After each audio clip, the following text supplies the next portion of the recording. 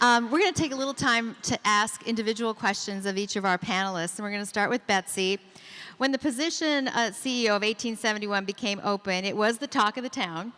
And walk us through how you connected with 1871 and what excited you about this opportunity. What kind of thumbprint and legacy do you personally want to leave at 1871?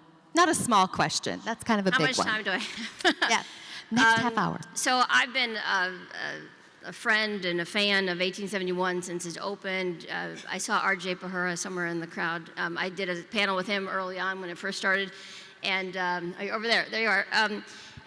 So I was, very familiar with it, but didn't really know that the process was going on. And the search firm actually called me and started the conversation and said, would you be interested in having a conversation? And of course, it's sort of this once in a lifetime thing that you get. And I think I loved my job at Kellogg and at Northwestern. And when people ask me, well, why did you want to leave Kellogg? And I said, well, look, you say no, this job it's never coming back, right? Like this is the chance.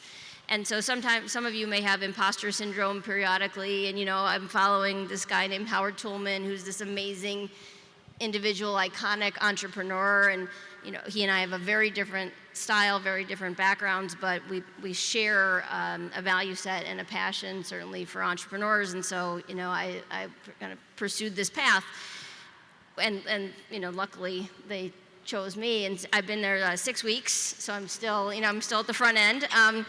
And the reason I was excited, there were three things I was most excited about. The first is, and I've been a long-time investor in small startup companies, and advisor and mentor, board member, et cetera. So reason number one was this idea of being able to engage with the 500 companies that operate at 1871, right? This notion of like being there to help these founders build great businesses. So that's number one. Number two is I think there's so much more we can do to engage the big companies in our backyard, the 36 or so Fortune 500 companies in Chicago, and connect them to the startups as being customers and investors and supporters.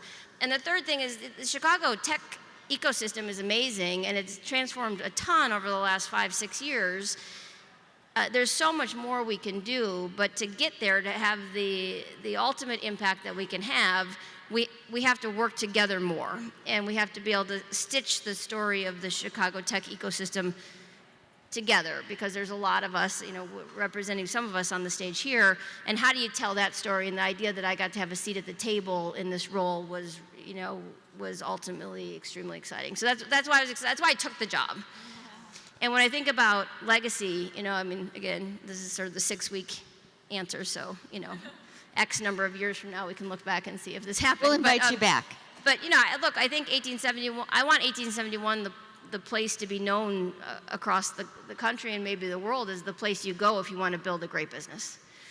And regardless of who you are and what part of the city that you're from and what your background is, I want to be the place that people come to build great businesses. And I think that if that is if that's what people think of us, a couple years from now, I think that would be amazing. And tied to that, or implicit in that, is that you don't have to be an entrepreneur that comes to the Merchandise Mart in River North, right? You can be the entrepreneur that's growing up in the South or West Side and engaging with us through the community center, or through the public library, or through your high school, or through other programs that 1871 is coming to you to help ground you in being a great entrepreneur. So it's not just a place, it's an idea that's going to help Chicago grow. Beautiful. Thank you, Betsy.